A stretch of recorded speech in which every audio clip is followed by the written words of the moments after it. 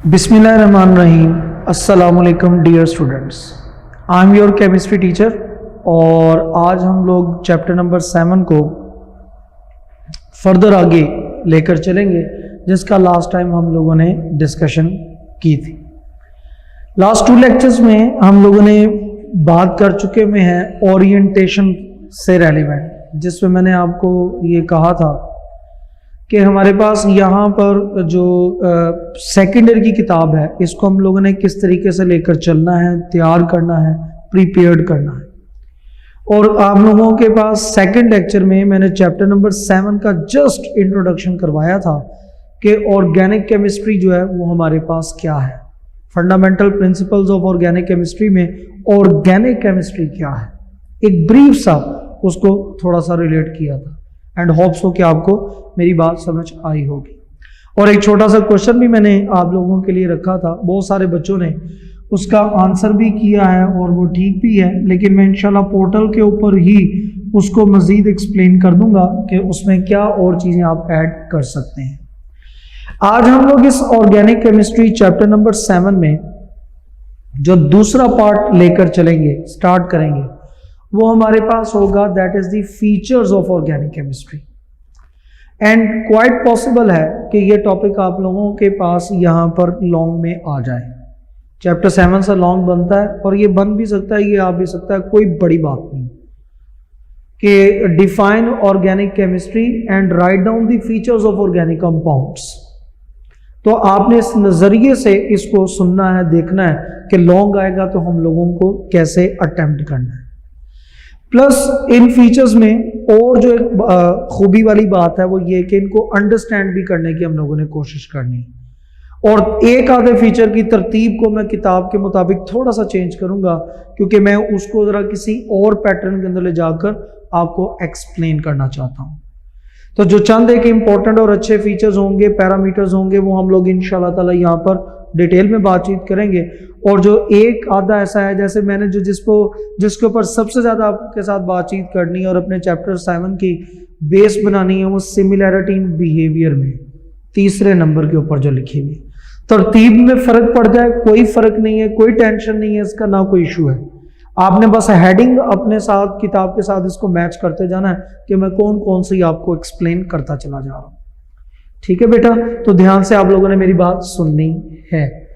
Okay, तो हम start करते हैं फीचर्स ऑफ ऑर्गेनिक केमिस्ट्री से। और आप लोगों के पास पहला जो फीचर है उसको हम लोग हेडिंग बना सकते हैं या पॉइंट बना सकते हैं, दैट इज कैटिनेशन।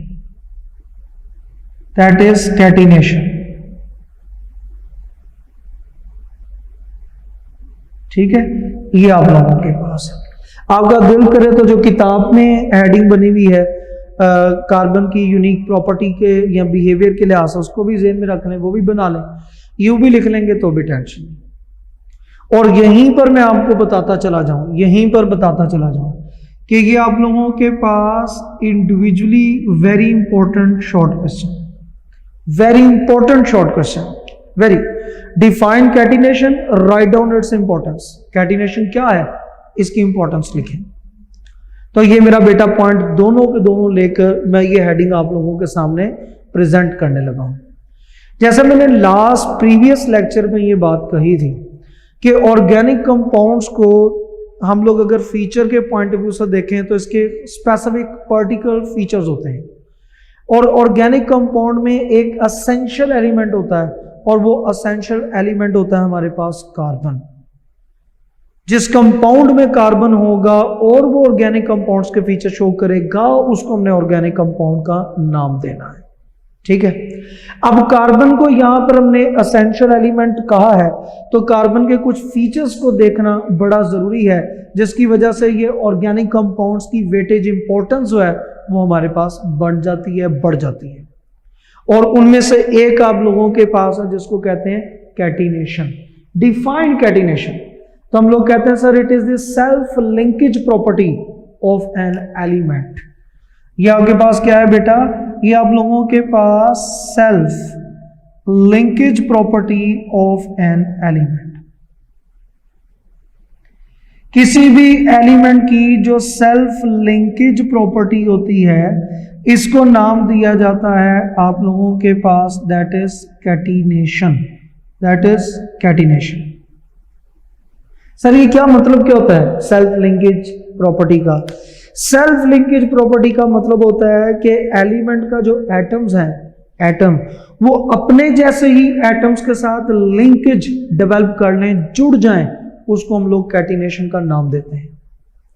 कार्बन हमारे पास चौथे ग्रुप का एलिमेंट है, चौथे ग्रुप का, तो इसकी जो वैलेंसी होती है ना, ये आप लोगों के पास टेट्रा वैलेंसी होती है, टेट्रावेलेंट। कार्बन जो है ये आप लोगों के पास टेट्रावेलेंट है, यानी कि एक वक्त में आप लोगों के पास 4 कोवलेंट बॉन्ड बना सकता है। और ये जो 4 कोवलेंट बॉन्ड हैं ये आप लोगों के पास आइडेंटिकल एटम्स के साथ भी बना सकता है और नॉन आइडेंटिकल एटम्स के साथ भी बना सकता है। तो जब आप लोगों के पास ये आइडेंटिकल एटम्स के साथ लिंकेज डेवलप करता है तो इस लिंकेज को हम लोग नाम देते हैं दैट इज द कैटिनेशन। ये आप लोगों के पास क्या कहलाता है? कैटिनेशन। तो self linkage property of element जो है ये हमारे पास कैटिनेशन कहलाती है। ठीक है, ये ऑर्गेनिक कंपाउंड्स की जो वर्सेटिलिटी है ना, हमारे पास वैरायटी है जो, उसके मेन जिम्मेदार जो है ये कार्बन की कैटिनेशन है। कैसे सर? ये कैसे बात हम जस्टिफाई कर सकते हैं?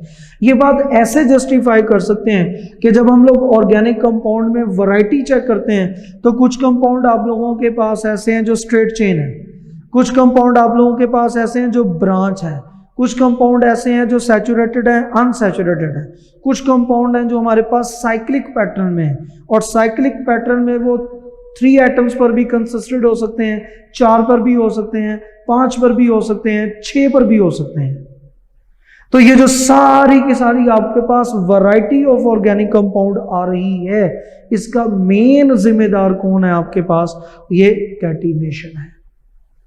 तो कैटिनेशन पहला पॉइंट आप लोगों को क्या पता चला कि self linkage property of an element is known as catenation. Carbon के अंदर 4, ये चौथे ग्रुप से बिलोंग करता है पीरियोडिक टेबल में, और ये 4 इलेक्ट्रॉन्स को इंट्रोड्यूस या ऑफर करता है फॉर द बॉन्ड फॉर्मेशन। और जब ये 4 को बॉन्ड फॉर्मेशन के लिए ऑफर करता है ना, तो इसके लिए हम लोग कहते हैं कि ये टेट्रावेलेंट है। ये क्या है आप लोगों के पास? टेट्रावेलेंट है। अब ये टेट्रावेलेंसी जो कार्बन की है ये जस्टिफाई होती है, ये सेटिस्फाई होती है बाय द सिमिलर एटम्स। ये एक जैसे एटम्स के साथ भी चारों बॉन्ड बन सकते हैं, और ये हमारे पास यहाँ पर डिफरेंट के साथ भी बन सकते हैं। तो जब ये सिमिलर के साथ बॉन्डिंग शुरू करता है और डेवलप करता है, बनाता है, तो ये आप लोगों के पास उसकी कैटिनेशन कहलाती है। ये क्या कहलाती है? कैटिनेशन कहलाती है। याद रहेगी बेटा बात। और इसमें आप लोगों के पास इसकी इंपॉर्टेंस क्या है? ये जो मैंने शॉर्ट क्वेश्चन कहा था कि जी what is catenation, write down its importance, तो कैटिनेशन की डेफिनेशन बता दी, कार्बन के लिहाज से एक्सप्लेन कर दी। अब इसकी इंपॉर्टेंस क्या है? तो इंपॉर्टेंस में हम लोग कह रहे हैं कि जो ऑर्गेनिक कंपाउंड्स में हम लोगों को वैरायटी ऑफ कंपाउंड मिलती है, वर्सेटिलिटी ऑफ कंपाउंड मिलती है, वो हमारे पास इसकी इंपॉर्टेंस कहलाती है। ये जो इतनी तरह के हमारे पास different type of organic compounds हैं, वो सारे के सारे इस कैटिनेशन की वजह से।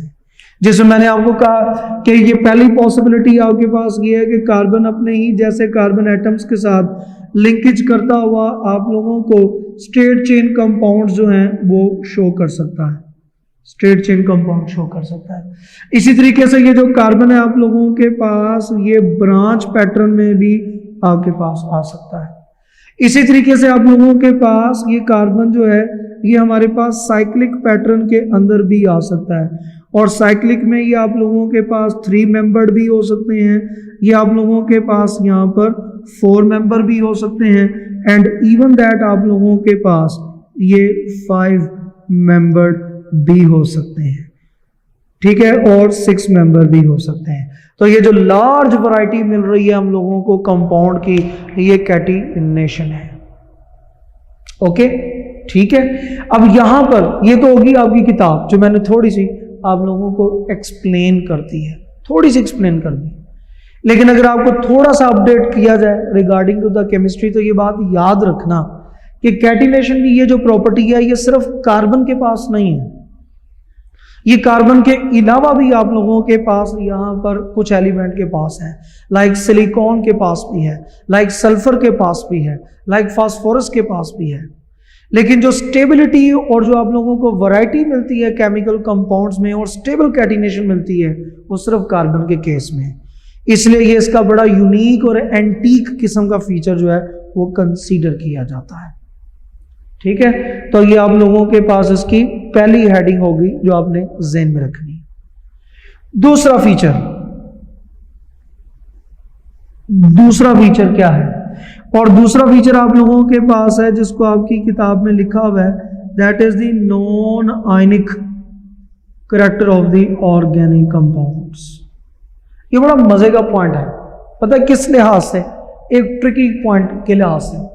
अगर मैं आपको कहूं कि बताएं ऑर्गेनिक कंपाउंड में का वो कौन सा फीचर है ऐसा खास तौर पर जिसको हम लोग देखकर ये कहते हैं कि ये एक स्पेसिफिक फीचर है ऑर्गेनिक का, तो कई कार्बन का या कार्बन इन ऑर्गेनिक कंपाउंड्स का, तो कई बच्चों के ज़हन में आता है कैटिनेशन इसका स्पेसिफिक फीचर हो। नहीं, वो उसका स्पेसिफिक फीचर आप लोगों के पास ये है कि इनके जो कंपाउंड्स होते हैं they are non ionic in the nature.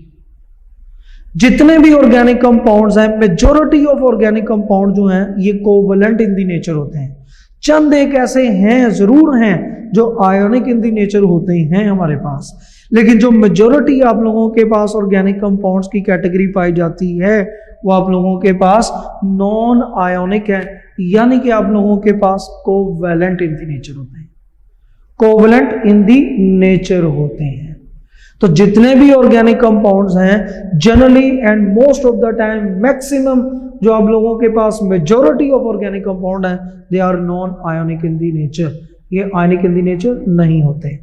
और इसमें अगर हम लोग स्पेशली या स्पेसिफिकली आप लोगों के पास हाइड्रोकार्बन्स की भी बात करें ना, हाइड्रोकार्बन्स की बात करें, ठीक है, डेरिवेटिव्स की बात नहीं मैं करूंगा, स्पेशली हाइड्रोकार्बन्स की अगर मैं बात करूं तो हाइड्रोकार्बन्स होते हैं ये हमारे पास नॉन पोलर भी होते हैं।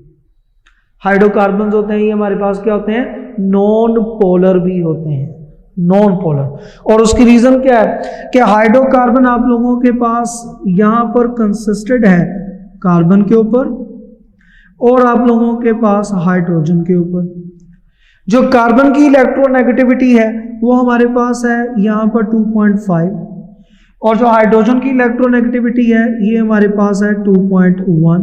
तो जनरली हम लोग कहते हैं कि इनमें जो इलेक्ट्रोनेगेटिविटी का डिफरेंस है दैट इज 0.4। और अगर हमारे पास इलेक्ट्रोनेगेटिविटी का डिफरेंस जो है वो 0.5 से कम होना शुरू हो जाए तो वो covalent compounds are considered as non polar. तो हाइड्रोकार्बन्स या ऑर्गेनिक कंपाउंड जो हैं ये यूजुअली नॉन पोलर भी कंसीडर किए जाते हैं, लेकिन कुछ डेरिवेटिव्स ऐसे हैं हमारे पास जिनमें पोलैरिटी डेवलप होती है। तो वो जब वो डेरिवेटिव्स की बात आएगी जहां पर पोलैरिटी डेवलप होगी हम वहां पर उसको डिस्कस भी कर लेंगे। बट जनरली स्पीकिंग अभी कोई किसी किस्म की एक्सेप्शन या वेरिएशन या मैं स्पेसिफिक नहीं बात कर रहा, जनरली बात कर रहा हूं कि they are non polar. Number 3 देखिएगा, नंबर 3 जो नंबर 3 फीचर है इनके अंदर, नंबर 3 फीचर या नंबर 3 क्या है वो आपकी किताब में तो लिखा हुआ सिमिलैरिटी इन बिहेवियर। तो मैंने आपसे रिक्वेस्ट की है कि सिमिलैरिटी इन बिहेवियर में आपको सेपरेट डील करूंगा, उसके ऊपर मैंने चैप्टर की कुछ बेसिस और खड़ी करनी है, बुनियादें बनानी है, तो उसको हम लोग फिलहाल स्किप कर रहे हैं। तो हम लोग यहां पर जो नेक्स्ट पॉइंट लेकर आ रहे हैं that is the complexity, that is the complexity. तो आप लोगों के पास कंपाउंड्स की कॉम्प्लेक्सिटी है। तो ये जो ऑर्गेनिक कंपाउंड्स होते हैं ना बेटा, ये हमारे पास 3 तरह से या 3 रेफरेंसेस से या 3 डायमेंशन से हम इनको कंसीडर करते हैं कि ये बड़े कॉम्प्लेक्स होते हैं। वो कौन कौन सी डायमेंशन है? पहली आप लोगों के पास है कि हम लोग कहते हैं सर ये with respect to the mass. कुछ ऑर्गेनिक कंपाउंड्स आप लोगों के पास ऐसे हैं जिनका मैस बहुत ज्यादा होता है, लाइक प्रोटीन्स हैं, लाइक आप लोगों के पास पॉलीसैकेराइड्स हैं, लाइक आप लोगों के पास लिपिड्स हैं। तो ये ऐसे आप लोगों के पास मैक्रोमोलिक्यूल्स हैं जिनमें इनका मैस बहुत ज्यादा है, तो ये with respect to the mass आप लोगों के पास यहां पर कॉम्प्लेक्स कंसीडर किए जाते हैं। ठीक है, फिर आप लोगों के पास यहां पर इनको with respect to the structure, with respect to the structure, इनको स्ट्रक्चर के पॉइंट ऑफ व्यू से भी हम लोग का कॉम्प्लेक्स कंसीडर करते हैं। बायोलॉजी के स्टूडेंट इस बात को बखूबी बैकअप कर सकते हैं कि वो प्रोटीन के जब स्ट्रक्चर में जाते हैं तो primary structure, secondary structure, tertiary structure, quaternary structure, ये सारे स्ट्रक्चर उसमें पाए जाते हैं। तो इतने कॉम्प्लेक्स होते हैं ये अपने स्ट्रक्चर के अंदर कि कभी कभार इनको एक्सप्लेन करना भी डिफिकल्ट हो जाता है। तो ये कुछ कंपाउंड्स ऑर्गेनिक है, सभी नहीं, लेकिन कुछ कंपाउंड आपके पास ऑर्गेनिक के ऐसे हैं जो with respect to the structure are considered as very complex. तो मैस स्ट्रक्चर, और तीसरा आप लोगों के पास यहां पर हम लोग इनको जब कभी कॉम्प्लेक्स रेफर करते हैं तो वो आप लोगों के पास इसकी एटॉमिसिटी से कर देते हैं, एटॉमिसिटी से। तो हम लोग कहते हैं sir with respect to the number of atoms which are involved in the formation of that particular organic compound, ये इतने लार्ज नंबर ऑफ एटम्स होते हैं कि हम लोग इनको कॉम्प्लेक्स कंसीडर करते हैं। तो they are very complex in the nature. तो जनरली हम लोग ऑर्गेनिक कंपाउंड्स को मैस, स्ट्रक्चर या एटॉमिसिटी की बुनियाद के ऊपर कॉम्प्लेक्स कैटेगरी के अंदर फॉल करवा देते हैं। ठीक है, तो ये आप लोगों के पास यहां पर इसका तीसरा पॉइंट हुआ। नंबर 4 देखिएगा बेटे, नंबर 4, और नंबर 4 को हम लोग नाम देते हैं that is the solubility. Number 4 को हम लोग नाम देते हैं दैट इज दी सॉल्युबिलिटी। अब ये सॉल्युबिलिटी क्या है?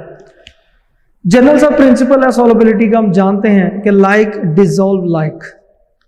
तो जैसा भी मैंने कहा कि हमारे पास जो यूजुअली जनरली जो ऑर्गेनिक कंपाउंड्स होते हैं वो हमारे पास नॉन पोलर होते हैं, तो वो नॉन पोलर सॉल्वेंट में ही डिसॉल्व होना पसंद करते हैं, नॉन पोलर में ही डिसॉल्व होना पसंद करते हैं। लेकिन चंद एक कंपाउंड, चंद एक कैटेगरीज ऐसी हैं जो पानी के अंदर भी डिसॉल्व हो जाती हैं, पानी में सॉल्युबिलिटी शो करती हैं, लाइक कार्बोक्सिलिक एसिड है, लाइक अल्कोहल्स हैं, वो सॉल्युबिलिटी शो करती हैं। बट जनरली स्पीकिंग, अभी हमको स्पेसिफिक नहीं है, तो जनरली स्पीकिंग जब हम बात कर रहे हो तो हम लोग कहते हैं कि सर चूंकि ये नॉन पोलर कंसीडर किए जाते हैं इसलिए ये नॉन पोलर सॉल्वेंट में ही डिसॉल्व होते हैं, लाइक डिसॉल्व लाइक। फिर जरा देखिएगा आप लोगों के पास यहां पर नंबर 5 पॉइंट, और नंबर 5 पॉइंट आप लोगों के पास होगा जिसको हम लोग मेंशन करेंगे that is the rate of chemical reaction, speed of chemical reaction, chemical reaction की स्पीड। जनरली अगर मैं केमिस्ट्री के अंदर केमिकल रिएक्शंस की बात करूं ना, जनरली अगर मैं बात करूं तो सबसे तेज तरीन जो आप लोगों के पास केमिकल रिएक्शन होते हैं ना वो फ्री रेडिकल्स के होते हैं, फ्री रेडिकल्स के, वेरी फास्ट हाईली स्पीडी जो रिएक्शंस होते हैं वो फ्री रेडिकल्स के होते हैं। इन फ्री रेडिकल्स के बाद अगर किसी की बारी आती है तो वो आयनिक कंपाउंड्स की होती है, वो आप लोगों के पास आयनिक कंपाउंड्स की होती है। और इसके बाद अगर आप लोगों के पास बारी आती है तो जनरली वो कोवलेंट कंपाउंड्स की आती है।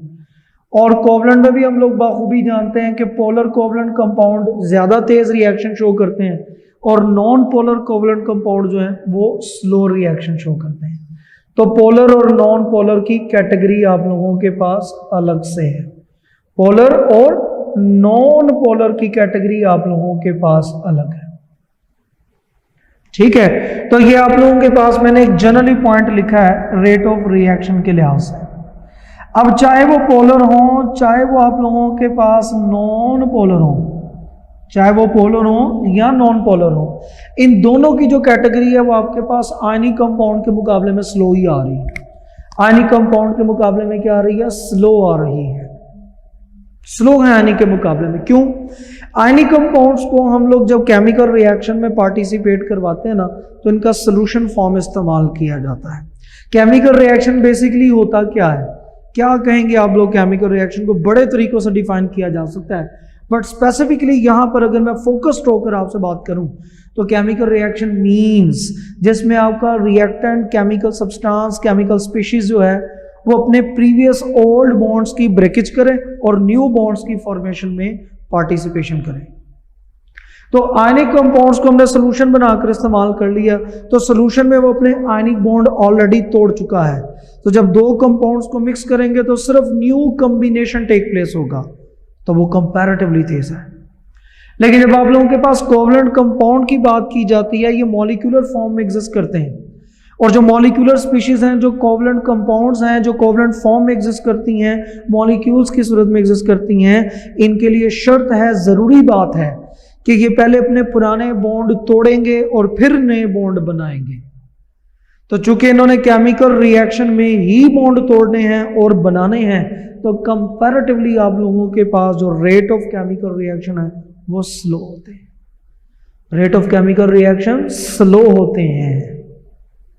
ओके हो गया बेटे बात? तो ये आप लोगों के पास अगर हमसे कोई पूछे कि इनके रेट ऑफ केमिकल रिएक्शंस क्यों स्लो हैं जनरली ऑर्गेनिक के, तो आपके पास रीजन मौजूद है, और वो रीजन ये है कि सर चूंकि ये कोवलेंट है, मॉलिक्यूलर फॉर्म में एग्जिस्ट करते हैं, तो ड्यूरिंग द रिएक्शन ही इनको अपने पुराने बॉन्ड तोड़ने और नए बॉन्ड बनाने हैं, तो इसलिए आप लोगों के पास इनके जो केमिकल रिएक्शन है वो स्लो रेट में आते हैं। मैं कोशिश कर रहा हूं खास तौर पे कुछ ऐसे पॉइंट जो आप लोगों के लिए समझना अंडरस्टैंड करना बड़ा ज़रूरी है, मैं उनको ज़रूर आप लोगों के सामने डिस्क्राइब करता चला जाऊं। तो ये आप लोगों के पास इसकी 5 प्रॉपर्टीज होगी। फिर ज़रा देखिएगा, आप लोगों के पास यहाँ पर इसकी जो नेक्स्ट प्रॉपर्टी है इनके ऑर्गेनिक कंपाउंड्स की, इसको हम लोग कहते हैं आइसोमेरिज्म। आइसोमेरिज्म वेरी इंपॉर्टेंट बेटे, वेरी इंपॉर्टेंट। चैप्टर नंबर 7 का लास्ट टॉपिक भी यही है, चैप्टर नंबर 7 का लास्ट टॉपिक भी आपके पास आइसोमेरिज्म ही है, डिटेल वहां पर पढ़ेंगे, लेकिन चंद एक बातें मैं आप लोगों के साथ यहां पर शेयर करता चला जाऊं। पहली तो बात हम लोगों को नाम से ही सुन के पता चल रहा है, देख के पता चल रहा है, ये टर्म हमने मैट्रिक में भी पढ़ी है कि ये 2 लफ्ज हैं जिनका कॉम्बिनेशन बना हुआ है। एक आप लोगों के पास है जिसको बोलते हैं आइसो, और दूसरा आप लोगों के पास है जिसको कहते हैं मर। एक आपके पास आइसो, दूसरा मर। आइसो के मीनिंग होते हैं सेम और मर के मीनिंग होते हैं यूनिट। ठीक है, तो जब टेक्निकली इसको केमिस्ट्री के ऊपर अप्लाई किया जाता है तो हम लोग कहते हैं कि आइसोमेरिज्म एक ऐसा फिनोमिना है जिसमें हम ऐसे कंपाउंड्स को डील करते हैं जिनका मोलेकुलर फार्मूला सेम होगा, मोलेकुलर फार्मूला सेम होगा। ठीक है, तो आपकी यहां पर सिर्फ जानकारी के लिए कि मोलेकुलर फार्मूला होता क्या है। मॉलिक्यूलर फार्मूला, या जिसको हम लोग मोलेकुलर फार्मूला का नाम देते हैं बेटे, ये आप लोगों के पास वो फार्मूला होता है जो हम लोगों को actual atoms in a compound represent करे, actual atoms in a compound represent करे। ये मॉलिक्यूलर या मोलेकुलर दोनों प्रोनाउंसिएशंस ठीक है, इसमें घबराइएगा मत, ये आप लोगों के पास मॉलिक्यूलर फार्मूला होता है। लेकिन आप लोगों के पास जिसमें स्ट्रक्चरल फार्मूला डिफरेंट हो जाए, स्ट्रक्चरल फार्मूला जिसमें डिफरेंट हो जाए जिन कंपाउंड्स का, यानी कि वो फिनोमिना जिसमें हम ऐसे कंपाउंड्स को पढ़ें जिनका मॉलिक्यूलर फार्मूला सेम हो लेकिन स्ट्रक्चरल फार्मूला डिफरेंट हो, इन कंपाउंड्स को या इस फिनोमिना को कहते हैं आइसोमेरिज्म, और कंपाउंड एक दूसरे के खिलाते हैं आइसोमर्स। जैसे आप फर्स्ट ईयर में पढ़ते हो ना आइसोटोप, एक ही एलिमेंट के ऐसे एटम जिनका एटॉमिक नंबर सेम हो, मास डिफरेंट हो, ऐसे एक ही कंपाउंड के 2 डिफरेंट स्ट्रक्चर्स हों, एटम्स की तादाद सेम हो, मॉलिक्यूलर फार्मूला सेम हो, मास सेम हो, और लेकिन उनका स्ट्रक्चर डिफरेंट हो, तो इस तरह के कंपाउंड को क्या नाम देते हैं? आइसोमर। और फिनोमिना जिसमें हम लोग डील करते हैं वो आप लोगों के पास आइसोमेरिज्म कहलाता है। बच्चे कंफ्यूज हैं कि स्ट्रक्चरल फार्मूला क्या चीज होती है। सर स्ट्रक्चरल फार्मूला क्या चीज होती है?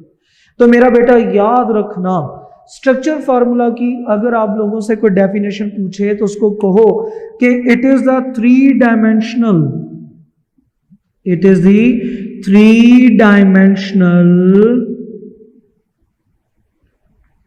अरेंजमेंट ऑफ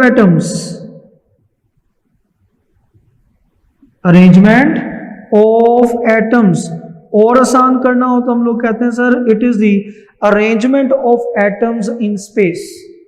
तो जब आप किसी भी कंपाउंड के अंदर इन एटम्स की अरेंजमेंट पढ़ते हो या इनकी थ्री डायमेंशनल अरेंजमेंट पढ़ते हो तो उस अरेंजमेंट को नाम दिया जाता है दैट इज स्ट्रक्चरल फार्मूला।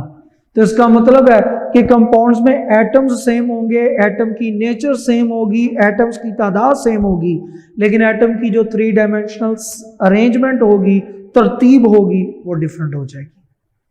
तो इस फिनोमिना को किस में डील किया जाता है? आइसोमेरिज्म में। ठीक है, अब यहां पर सवाल आया सर क्या ये आयनिक कंपाउंड आइसोमेरिज्म शो करते हैं? कभी भी नहीं, सवाल ही नहीं पैदा होता। क्यों? क्योंकि अगर आप लोगों ने किसी भी कंपाउंड का स्ट्रक्चर फार्मूला देखना है या उसकी अरेंजमेंट देखनी है तो आपको पता होना चाहिए कि कौन सा एटम किस एटम के साथ लिंकेज में है, यानी कि वो जो लिंकेज, वो जो केमिकल बॉन्ड बनना है उसका डायरेक्शनल इन नेचर होना बड़ा जरूरी है। तो आयनिक बॉन्ड्स तो नॉन डायरेक्शनल होते हैं, तो नॉन डायरेक्शनल के ऊपर ये कभी भी आइसोमेरिज्म का फिनोमिना एप्लीकेबल नहीं है। तो अगर वो पेपर में पूछे आपसे कि why ionic compounds do not show the phenomena of isomerism, तो आपको ये रीजन बतानी है कि ये कंपाउंड, चूंकि हम बात कर चुके हैं कि ये हमारे पास most of the time covalent non ionic in the nature है, तो इसका मतलब इनमें कोवलेंट बॉन्ड है, डायरेक्शनल बॉन्ड है, तो डायरेक्शनल बॉन्ड के ऊपर आप लोग स्ट्रक्चर फार्मूला का कॉन्सेप्ट अप्लाई कर सकते हैं। और मैं आपको चलते चलते इस आइसोमेरिज्म की भी एक और बात बताता चला जाऊं। आइसोमेरिज्म डिटेल मैंने कहा है कि इसके अलावा भी बड़ी डिटेल है जो इंशाल्लाह हम अपने लास्ट टॉपिक में पढ़ेंगे, लेकिन एक बात मैं बताता चला जाऊं, ये जो हम लोग कहते हैं ना आज कि हमारे पास ऑर्गेनिक कंपाउंड्स में एक लार्ज वैरायटी है, millions of trillions of organic compound है जो पाए जाते हैं, जिनको हम पढ़ते हैं, स्टडी करते हैं। In millions of trillions of organic compounds का एक जिम्मेदार, एक कसूरवार है कार्बन की कैटिनेशन। एक कसूरवार ये है कैटिनेशन, और दूसरा कसूरवार आप लोगों के पास है आइसोमेरिज्म। दूसरा कसूरवार कौन है बेटे? Isomerism. Isomerism is also responsible for the large variety of the organic compound, क्योंकि जब एक ही कंपाउंड के 6-6, 7-7 स्ट्रक्चर्स हमारे पास होंगे, as we increase the number of carbon atom in a compound, तो उसके नंबर ऑफ आइसोमर्स भी बढ़ते चले जाते हैं। तो जितने आइसोमर्स बढ़ते चले जाएंगे वो उसकी वैरायटी के अंदर ही शामिल होंगे। तो ये भी किसी हद तक कसूरवार है इस large variety of organic compounds के लिए। एक प्रॉपर्टी मैंने सिर्फ आप लोगों के लिए छोड़ी है, जैसा मैंने कहा इंटेंशनली छोड़ी है, that is the similarity in behaviour. Her section का पहला चैप्टर बेटे बहुत इंपॉर्टेंट होता है, क्योंकि इस पे आपकी बाकी कैटेगरी जो है या चैप्टर या किताब जो है उसकी बेस बनती है। तो ऑर्गेनिक की बेस जो है ये चैप्टर 7 है। तो और उस बेस का पहला पॉइंट मैंने आप लोगों के साथ शुरू करना है कल, यानी कि अपने नेक्स्ट लेक्चर में, that is the similarity in behaviour. तो वो जो सिमिलैरिटी इन बिहेवियर है वो हम लोग इंशाल्लाह ताला कल स्टार्ट करेंगे।